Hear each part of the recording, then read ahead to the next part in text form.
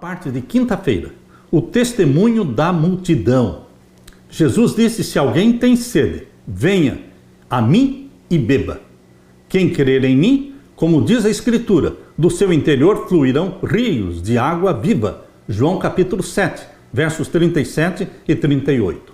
João registra várias vezes em que Jesus fez declarações ousadas sobre si mesmo, sobre quem ele é e o que ele veio fazer. O texto de João 7, 37 e 38 é outro exemplo do que Jesus afirmou sobre si mesmo e sobre o que faria a todos os que viessem até ele. Essas também são reivindicações impressionantes. Eu sou a água da vida. Aquele que de mim beber nunca mais terá sede. Quando Jesus falou aos judeus que participavam da festa dos tabernáculos, qual foi a resposta de muitos naquela multidão? Quando Jesus fez estas declarações de João 7, versos 37 e 38, qual foi a reação da multidão? Vamos ler João capítulo 7 e os versos 37 a 53. E no último dia, o grande dia da festa, Jesus pôs-se em pé e clamou, dizendo: se alguém tem sede, venha a mim e beba. Aqui está falando da festa dos tabernáculos, que durava 7 dias. E no último dia da festa, Jesus se levantou e declarou. Jesus se pôs em pé e clamou, dizendo: se alguém tem sede, venha a mim e beba. Quem crê em mim, como diz a Escritura, rios de água viva correrão do seu ventre. E isto disse ele do Espírito que haviam de receber os que nele crescem, porque o Espírito Santo ainda não fora dado, por ainda Jesus não ter sido glorificado. Quando Jesus disse: aquele que crer em mim receberá da água da vida, que se fará nele uma fonte a jorrar para a vida eterna, Jesus estava falando do derramamento do Espírito Santo. Aquele que abraça a Jesus como Salvador é batizado pelo Espírito Santo. Primeiro ele nasce do Espírito Santo, da água e do Espírito. Depois ele é batizado pelo Espírito Santo. E o Espírito Santo sendo derramado sobre você e sobre mim, faz de nós uma fonte a jorrar de água viva. Isto ele falou do Espírito Santo. Você já foi batizado pelo Espírito Santo, meu querido irmão, minha querida irmã? É esta fonte de água viva que o Espírito Santo produz e gera em você. E então, diz o verso 40, muitos da multidão, ouvindo esta palavra, diziam: verdadeiramente este é o profeta. Aqui está o testemunho da multidão.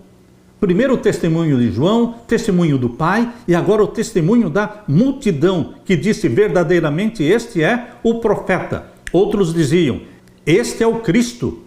Mas diziam outros: vem pois o Cristo da Galileia? Sempre existiram os opositores. Não diz a Escritura que o Cristo vem da descendência de Davi e de Belém, da aldeia de onde era Davi? Eles eram ignorantes, eles não sabiam que Jesus Cristo tinha nascido em Belém.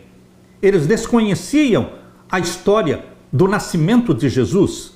Assim, entre o povo havia dissensão por causa dele. Verso 44. E alguns deles queriam prendê-lo, mas ninguém lançou mão dele. E os servidores foram ter com os principais dos sacerdotes e fariseus, e eles lhes perguntaram: por que o não trouxestes? Responderam os servidores: nunca homem algum falou assim como este homem. Testemunho dos próprios soldados que foram enviados para prender Jesus. Eles voltaram sem o prisioneiro. E então perguntaram: por que não o prenderam? E aí vem o testemunho dos guardas, dos soldados. Porque nunca homem algum falou assim como este homem. E o verso 47. Responderam-lhes, pois, os fariseus: também vós fostes enganados? Creu nele, porventura, algum dos principais ou dos fariseus?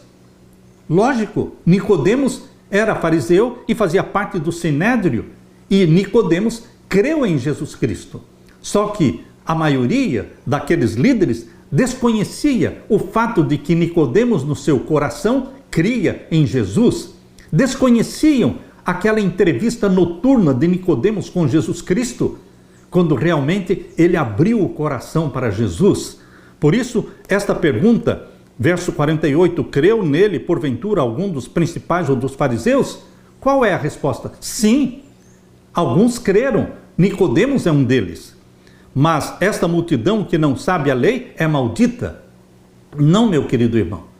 A multidão que não sabe a lei não é maldita. Maldito é aquele que não crê em Jesus como Salvador. Verso 50. Nicodemos, que era um deles, o que de noite foi ter com Jesus, disse-lhes: porventura, condena a nossa lei um homem sem primeiro ouvir e ter conhecimento do que faz? Nicodemos estava publicamente protegendo Jesus, tentando impedir que o matassem. Por isso ele fez esta sugestão, esta observação. Porventura, condena a nossa lei um homem sem primeiro ouvir e ter conhecimento do que faz? E responderam eles e disseram-lhe: és tu também da Galileia? Examina e verás que da Galileia nenhum profeta surgiu. Nicodemos já tinha examinado. Ele já tinha tido uma experiência com Jesus Cristo e cada um foi para a sua casa.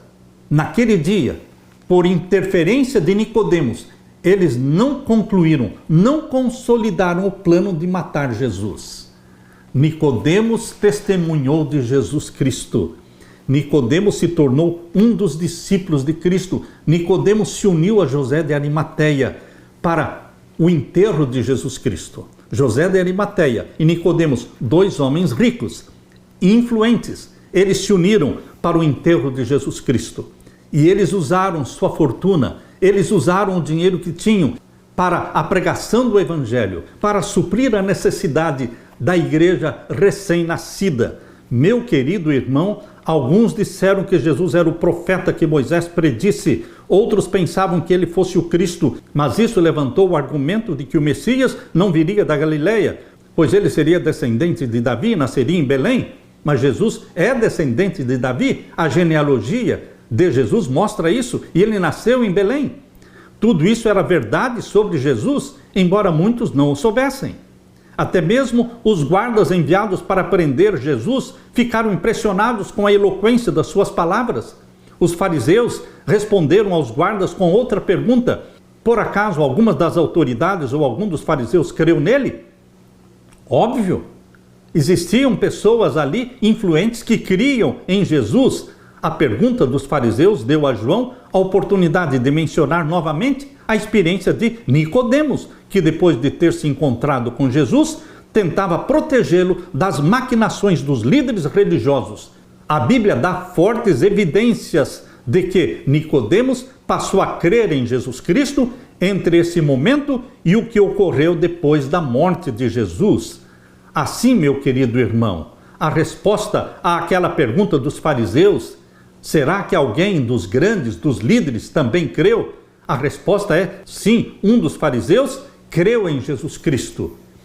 Na festa dos tabernáculos, o sacerdote realizava aquela cerimônia que começava o ferir da rocha no deserto.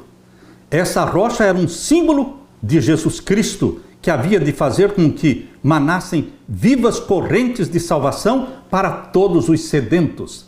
As palavras de Cristo: eu sou a água viva. Estas palavras correspondem àquele milagre lá no deserto, quando a rocha foi ferida. A rocha teve que ser ferida. Jesus Cristo teve que ser ferido para que jorrasse a água da vida, para que pudesse esta água da vida matar a nossa sede. Ferindo a Cristo, Satanás pensava destruir o príncipe da vida, mas da ferida rocha correu água viva. Ao falar Jesus assim ao povo, o coração deles pulsou com estranho respeito e muitos estavam dispostos a exclamar: dá-me dessa água para que eu não mais tenha sede. Jesus conhecia as necessidades da alma. Pompas, riquezas e honras não podem satisfazer o coração, nunca satisfazem o coração. Se alguém tem sede, Jesus disse: venha a mim. O rico, o pobre, o elevado, o humilde são igualmente bem-vindos. Ele promete aliviar os espíritos preocupados, confortar os tristes e dar esperança aos desanimados. Aquele súbito brado dado por Jesus Cristo: se alguém tem sede, venha a mim e beba da água viva. Isto despertou o povo, fez reaviver uma nova esperança.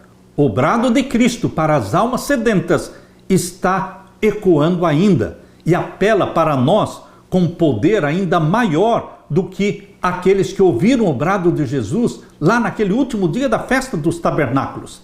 A fonte está aberta para todos, aos cansados e exaustos.